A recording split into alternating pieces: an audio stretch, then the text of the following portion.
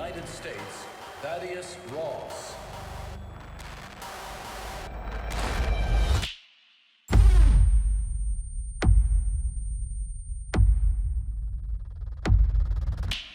Whatever this is, Cap, be careful. What do we know? There were 5 shooters. This was a coordinated terrorist attack, sir. I was a wartime general. Now I'm a wartime president. Your inner circle's been compromised. Let me fix it. Watch yourself. You're not Steve Rogers. You're right. I'm not.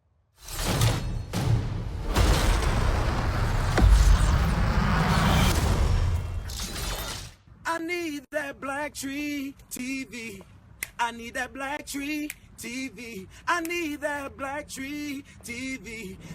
Julius, I gotta start off with because we're on a base, there's lots going on. Gotta start with a very serious question. I know you're Nigerian American. Jollof rice. Jollof rice, yeah. Ghana, Nigeria. Who got the best jollof rice? We gotta be like. Of course, it's Nigeria. Nigeria's got the best jollof rice, no doubt, man. Oh man, you're bringing me back. I gotta know. Like, I know you've done Luce, you've done Paradox. Like, what did you take from those films when you got this huge assignment for this that you was able to incorporate into this? You know, from Luce was a very performance-driven film. But Luce was also a film that has a lot of mystery and tension.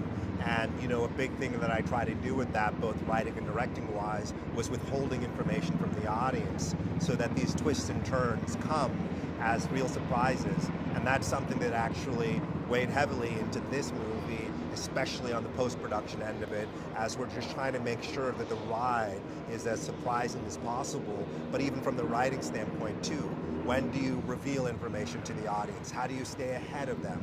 So that was something that I took from Luce, both performances and really working with the actors in the thriller space.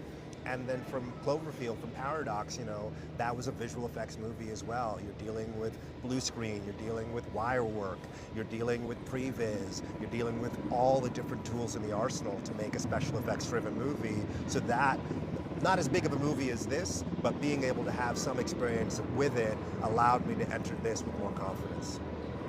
I always liken directors to coaches, and it might be a bad analogy, I don't know, but I know there's like great coaches, and then sometimes they get to get a Kobe or a LeBron. Yeah.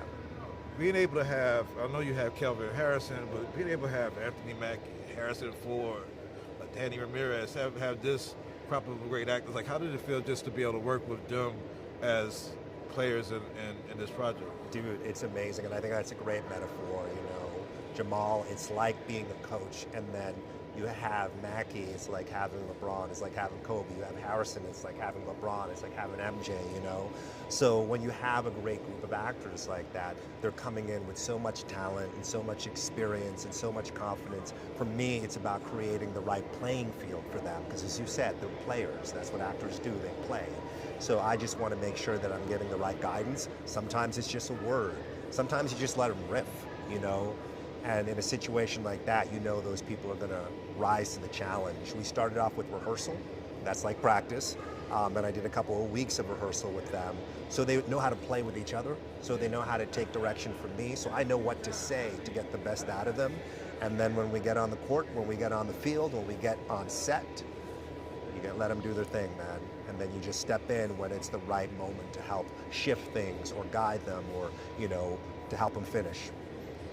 On the writing side, I know you have a lot of source material when you're dealing with Marvel. You have the comic books, but now you also have the limited series Falcon and the Winter Soldier, and you have a team of people. Even in that space, how do you get past writer's block when you get stuck on something where's your creative remedy to being able to get through that third act or whatever that's might have got you stuck at one point? That's a great question, Jamal. You don't quit. You know, writer's block is a little bit of a myth, you know. You just have to get down into the work. And, you know, I like to start early in the morning. I'll wake up, you know, 6 in the morning, get in front of the computer, and you just start going because it's an instinctual process, but it's also very much so a job. It's work. So you get there and you just start working through it, and then you find things and you discover things, and then you put it away at the end of the day and you come back the next day.